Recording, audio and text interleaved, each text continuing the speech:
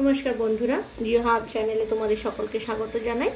আজকে আমি যে বিষয় নিয়ে আলোচনা করব সেটা হলো জিওগ্রাফির একটা গুরুত্বপূর্ণ পাঠ জলবায়ুবিদ্যা বা ক্লাইমেটোলজির মধ্যে যে সমস্ত সমমান বিষয়ক যে জিনিসগুলো আছে সেগুলো নিয়ে আলোচনা করব বা আইসো লাইন নিয়ে আলোচনা করব।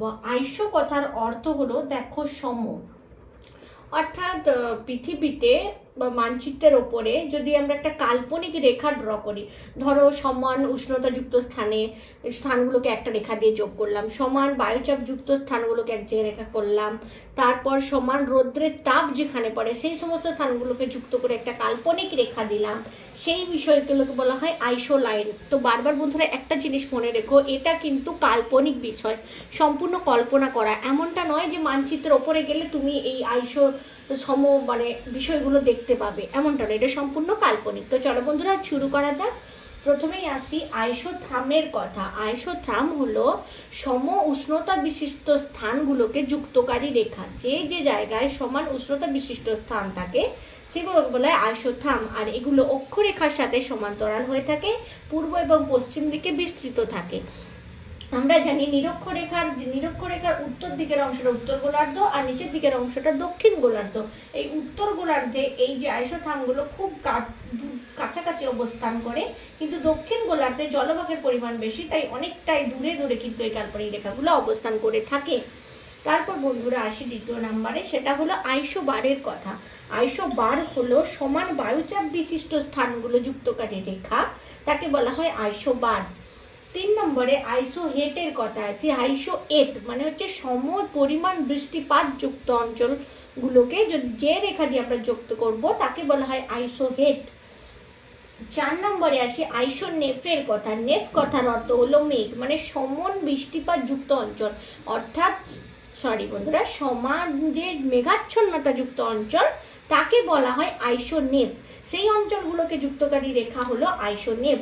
5 নম্বরে আসছি আইসোনিপ। বানানটা তোমরা বন্ধুরা ভালো করে লক্ষ্য করো, এই বানানটা নিয়ে কিন্তু অনেক কনফিউশন থেকে থাকে, পরীক্ষা অনেক সময় ভুল হয়ে যাওয়ার সম্ভাবনা থেকে থাকে।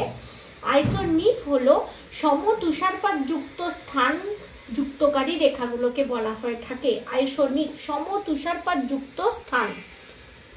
আইসোমার কি?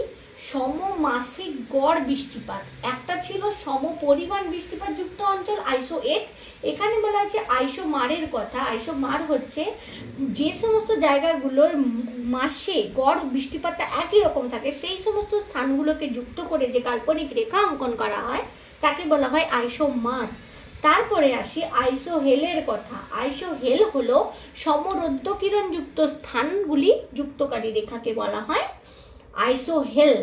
তারপরে আসি আইসোটার্পের কথা। আইসোটার্প হচ্ছে সমদৈহিক স্বাচ্ছন্দ্য, অর্থাৎ ইকুয়াল ফিজিওলজিক্যাল কমফোর্ট যে সমস্ত স্থানগুলোতে আছে সেই সমস্ত স্থানগুলোকে যুক্ত করে যে কাল্পনিক রেখা অঙ্কন করা হয়ে থাকে তাকে বলা হয় আইসোটার্প। সব থেকে শেষে যার কথায় আসি বন্ধুরা সেটা হলো আইসো অ্যানোমেলি। অ্যানোমেলি কথার অর্থ হলো বিচ্যুতি, মানে স্বাভাবিকের থেকে কতটা আলাদা, সেটা হচ্ছে অ্যানোমেলি।